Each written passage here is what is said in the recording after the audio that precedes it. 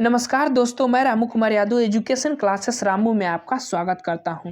दोस्तों, आज का हमारा जो प्रैक्टिस सेट है वह शैक्षिक मापन एवं मूल्यांकन के जो लेसन था शिक्षण कौशल के अंतर्गत 10 नंबर का जो पार्ट है उसके अंतर्गत मैं इस 10 जो प्रैक्टिस सेट है उसको करा रहा हूं।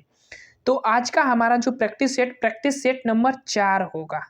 ठीक, इससे पहले मैंने 3 प्रैक्टिस सेट आप लोगों को करा चुका हूँ और उन प्रैक्टिस सेट को अगर आप नहीं देखें तो आप ज़रूर देखिएगा, क्योंकि मैं शिक्षण कौशल के अंतर्गत जो जितने भी टॉपिक आते हैं उन हर टॉपिक को पढ़ा रहा हूँ और हर टॉपिक से संबंधित जो कि महत्वपूर्ण प्रश्न हैं उन प्रश्नों को करा रहा हूँ। तो ये हमारा लगभग में लास्ट क्वेश्चन होगा, शैक्षिक मापन एवं मूल्यांकन के से संबंधित प्रैक्टिस सेट लास्ट होगा। इसके बाद हमारा जो अगला टॉपिक होगा उसको स्टार्ट किया जाएगा। तो चलिए दोस्त, 35 प्रश्न तक पिछली वीडियो में कर चुके थे, 36वें प्रश्न से स्टार्ट करना था। तो चलिए 36वें प्रश्न से स्टार्ट करते हैं। 36वां प्रश्न कह रहा है कि विद्यालय आधारित आकलन विद्यालय आधारित आकलन क्या होता है? तो परिचित वातावरण में अधिक सीखने में सभी शिक्षार्थियों की मदद करता है विद्यालय आधारित आकलन। तो डी वाला विकल्प सही हो जाता है, बाकी सभी विकल्प जो है पढ़ेंगे तो गलत आपको लगेगा।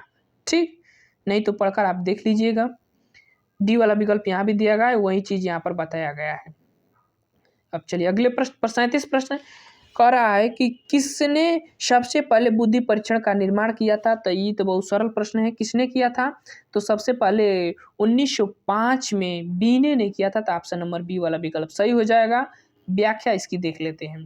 देखिए व्याख्या यहाँ दिया गया है, काफ़ी महत्वपूर्ण व्याख्या दिया गया है।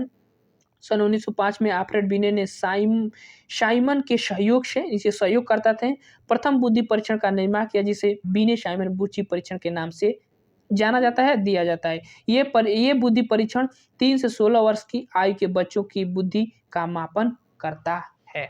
ठीक, तो बी वाला विकल्प सही हो जाएगा।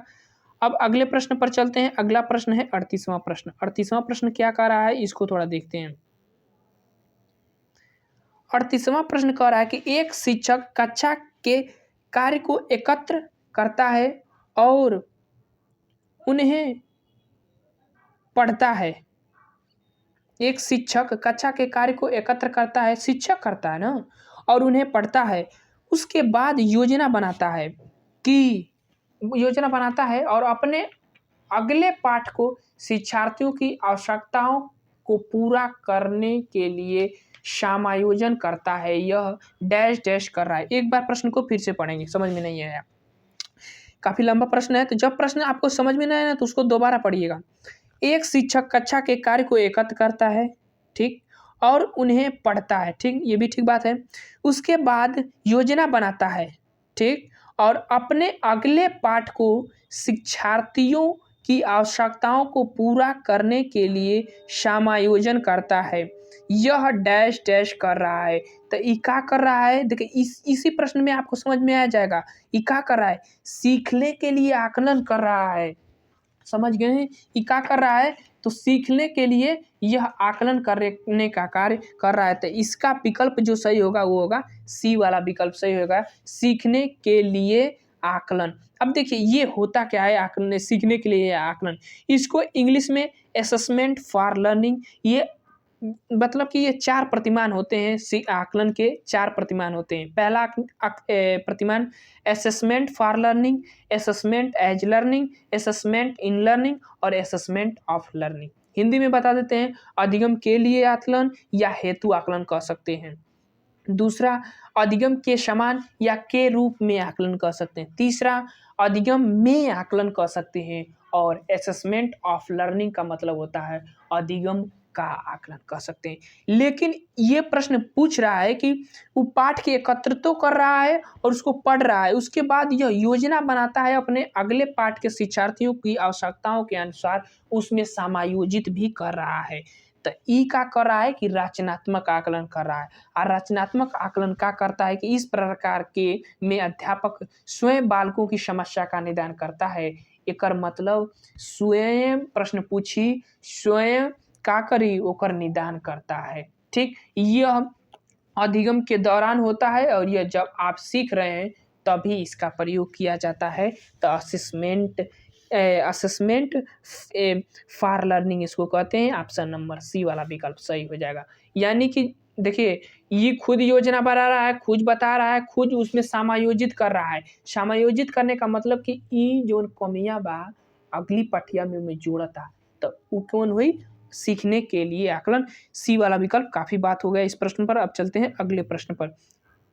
वही चीज यहाँ पर बताया गया है। ठीक, प्रश्नानुसार शिक्षक द्वारा दी गई गतिविधि यह दर्शाती है कि वह सीखने के लिए आकलन कर रहा है।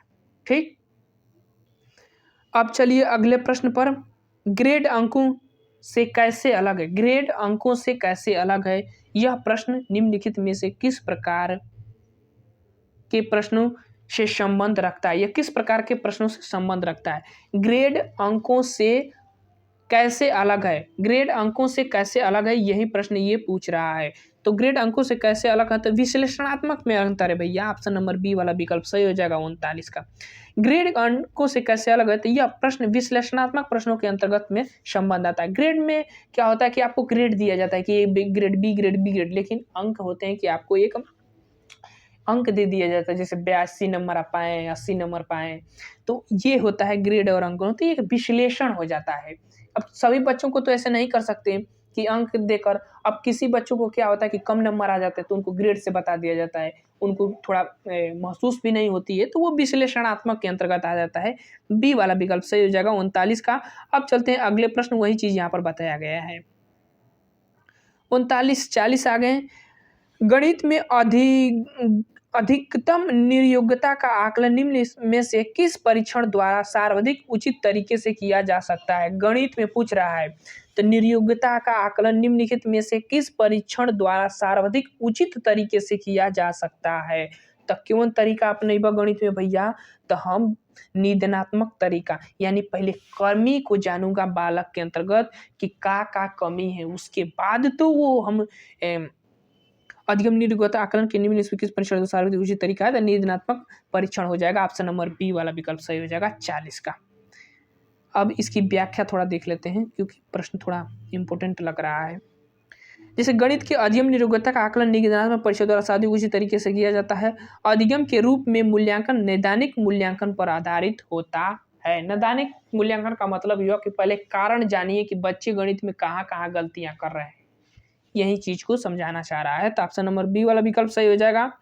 अब चलते हैं अगले प्रश्न पर, और अगला प्रश्न कह रहा है कि पूरे आकृति विवरण के प्रतिनिधित्व करने वाले मान को डैश डैश कहा जाता है। तो पूरे आकृति वितरण के प्रतिनिधित्व करने वाले मान को डैश डैश कहा जाता है। तो क्या कहा जाता है भैया? तो उसको हम कहते हैं केंद्रीय प्रवृत्ति प्रमाप का मान। ये देखिए, ये प्रश्न जो है 41 से पिछले प्रैक्टिस सेट में लगता है कि ये आ चुका है। बी वाला विकल्प इसका सही हो जाएगा।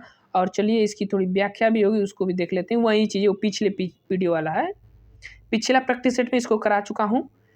केंद्रीय प्रवृत्तियों के अंतर्गत कौन कौन से 3 मान आते हैं? तो माध्य, माध्यिका और बहुलक। इस चीज़ को आपको मैंने पहले बता चुका हूँ।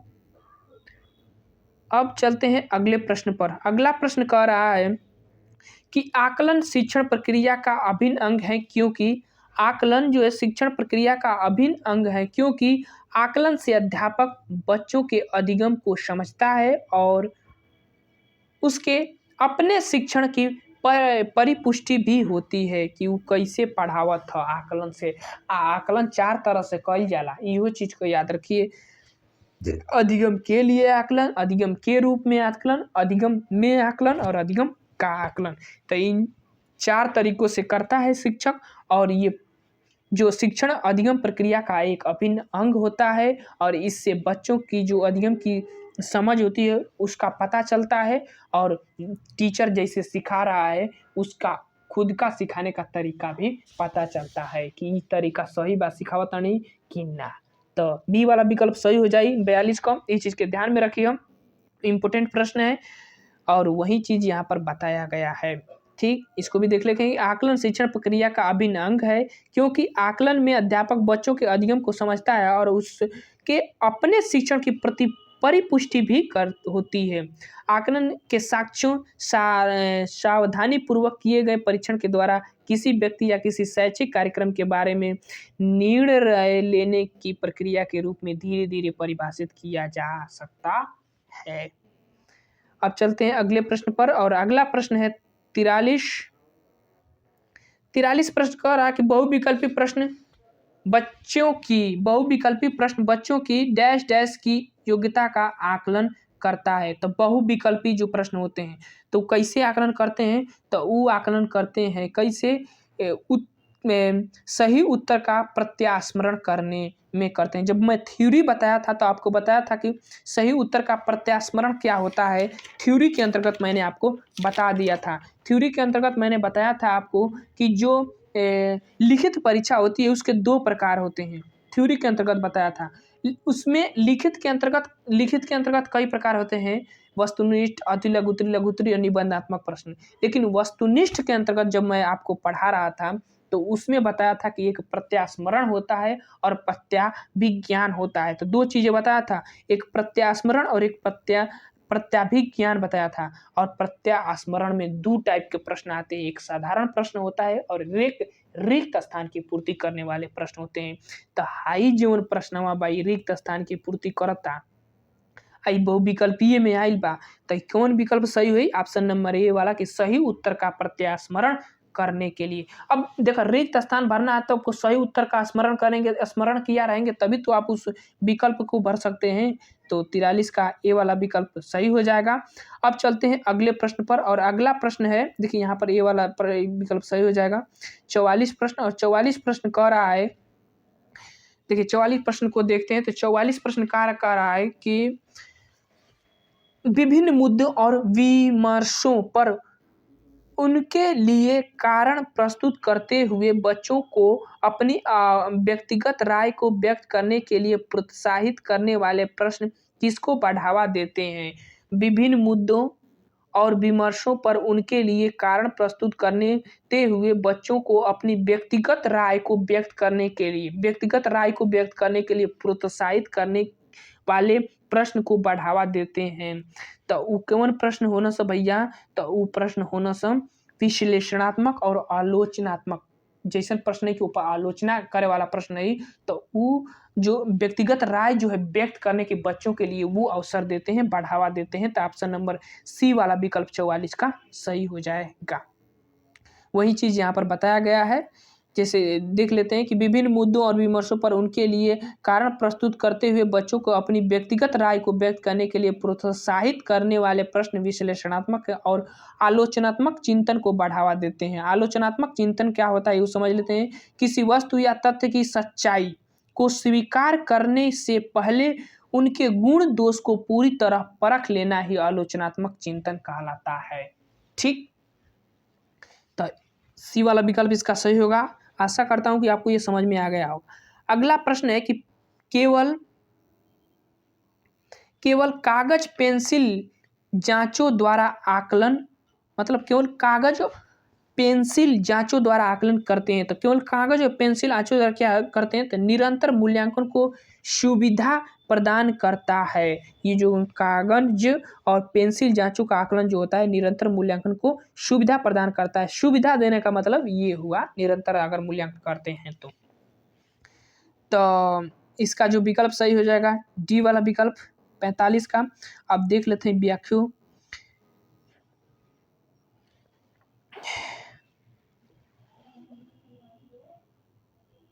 सॉरी ये वाला विकल्प इसका सही होगा, मैंने गलत आपको बता दिया। ये वाला आकलन को सीमित कर देता है। कागज पेंसिल जो जांचों का होता है वो आकलन को सीमित कर देता है। ये वाला विकल्प सही हो जाएगा। जैसे देखिए केवल कागज पेंसिल जांचों द्वारा आकलन, मैंने ये मारना था डी पर मार दिया। केवल कागज पेंसिल जांचों द्वारा आकलन को सीमित कर देता है। केवल आ गया तो समझिए कि आकलन को सीमित करने का क्षेत्र जा रहा है। तो ए वाला विकल्प इसका सही हो जाएगा। अब देखिए यहाँ पर दिया गया है कि साक्ष्यों द्वारा सावधानी पूर्वक किए गए परीक्षण के द्वारा किसी भी व्यक्ति या किसी शैक्षणिक कार्यक्रमों के बारे में निर्णय लेने के लिए प्रक्रिया के रूप में सीधे परिभाषित किया जाता है। मतलब एक सीधा परिभाषा दिया जाता है, उसी को केवल कागज पेंसिल जांचों द्वारा आकलन कर सकते हैं। अब चलते हैं अगले 46 प्रश्न। आकलन, आकलन क्या है भैया? तो आकलन है सीखने में सुधार का एक तरीका है। आकलन जब करेंगे तभी तो आप एक सीखने के सुधार का तरीका माना जाता है। ऑप्शन नंबर डी वाला विकल्प सही हो जाएगा इसका। आकलन सीखने का एक सुधार तरीका है। इसका महत्व अधिगम के में सहायक सामग्री की तरह है, क्योंकि ये शैक्षिक प्रक्रियाओं तथा उनके परिणामों के बारे में बुनियादी सवालों जैसे हम कक्षा में क्या पढ़ा रहे हैं, विद्यार्थी सीखने की सामग्री के साथ किस तरह काम कर रहे हैं, स्कूल के परिवेश में कैसा ज्ञान दिया जा रहा है, सीखी गई बातों को विद्यार्थी किस तरह या आत्मसात और उपयोग कर रहे हैं आदि का उत्तर देने में मदद करता है का आकलन। तो आकलन सीखने में सुधार का एक काफ़ी तरीका है और आकलन कई तरह से कई जाला। बताया था ना कि 4 तरह से आकलन किया जाता है। तो इसी के साथ हमारा प्रैक्टिस सेट जो हुआ वो ख़त्म हुआ चौथा। और अब हमारा अगला जो टॉपिक होगा आरंभिक पठन कौशल, शिक्षण कौशल का अगला 7वां अध्याय होगा। ठीक, तो याद रखिएगा। इसके बाद एक और अध्याय है शैक्षिक प्रबंधन एवं प्रशासन। तो 2 अध्याय हमारे हिसाब से और बचे हुए हैं। उसके बाद हमारा जो शिक्षण कौशल का 10 नंबर का पाठ है वो समाप्त हो जाएगा। तो अगर हमारा प्रयास आपको अच्छा लगा तो वीडियो को लाइक कीजिएगा, शेयर कीजिएगा, सब्सक्राइब कीजिएगा। चलिए दोस्त, वीडियो को समाप्त करते हैं। Thank you for watching this video.